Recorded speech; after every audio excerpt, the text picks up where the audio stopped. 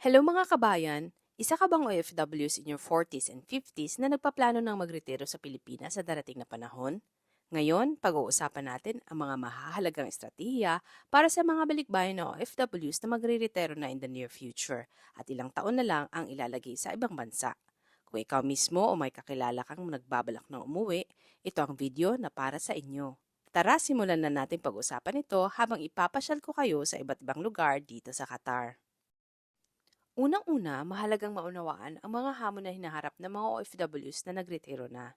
Pagbalik sa Pilipinas, marami sa atin ang nag-aalala tungkol sa adjustment sa buhay doon, paghahanap ng pagkakakitaan at pag-manage ng finances.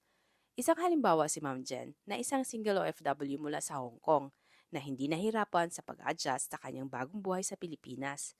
Dahil sa tamang estratehiya, nagawa niyang mahanap ang kanyang daan patungo sa matagumpay na homecoming. Isa sa pinakamahalagang aspeto ng paghahanda ay ang financial planning talaga.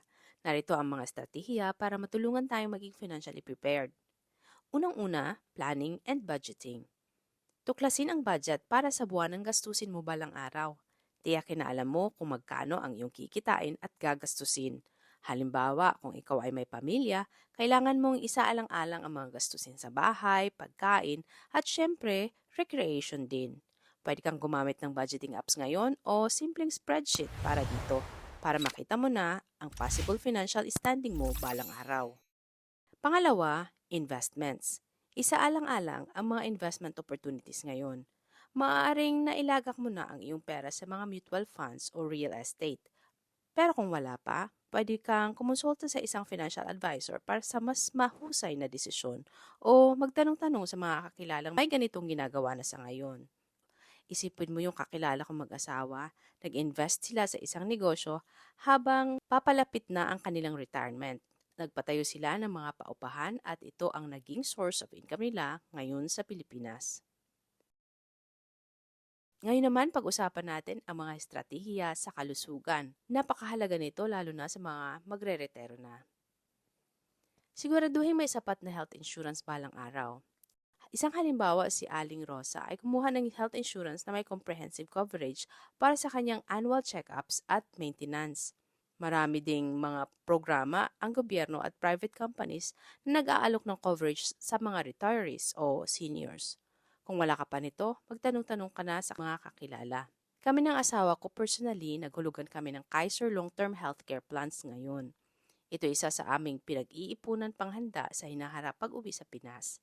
Aside sa meron kaming yearly free medical at dental check-ups galing dito, pwede rin itong maging source of pension fund namin someday. If you want to know more about Kaiser, comment lang po down below so I can help you on this or click the link provided on the description below. Aside from this, mag-schedule ng regular check-ups habang nasa abroad pa ngayon.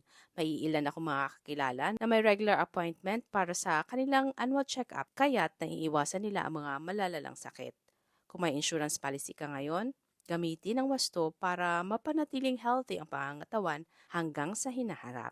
And of course, hindi natin pwedeng malimutan ang ating pamilya at mga kaibigan. Sila undoubtedly ang ating main reason kung bakit tayo babalik sa Pilipinas. Napakahalaga ng kanilang presensya sa panahong ito ng transisyon. Kaya habang naghahanda tayo pa uwi, let's reconnect with them ngayon pa lang. Kumustahin natin sila, mag-video call paminsan-minsan, o magplano ng mga simpleng get-togethers pagbakasyon mo. Maaring hindi natin napapansin na matagal din tayong nawala at may mga bagay na nagbago. Hindi lang sa ating buhay kundi pati na rin sa kanila. Kaya't mas mahalaga na mapalalim natin muli ang koneksyon bago dumating ang panahon ng ating pagbabalik bayan. For example, baka may mga matalik kang kaibigan na hindi mo na nakausap mula nang umalis ka, o mga kapatid o pinsan na lumaki na at iba ng interes sa buhay, or kung ikaw ay may mga magulang pa. Ngayon ang pagkakataon na makasama sila muli at iparamdam na sila ay priority mo rin. Gawin mo ito habang may oras pa dahil hindi lang ikaw ang mag-a-adjust, kundi pati sila. I think that's it for now mga kabayan. Maraming salamat sa panunood. Kung nagustuhan niyo ang video na to, huwag kalimutang mag-like at i-share ito sa iba. Kung may mga tanong kayo o gusto niyo ibahagi ang inyong experiences, feel free to comment down below.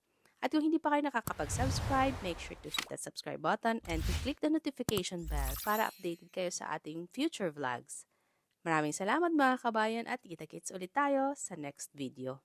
God bless!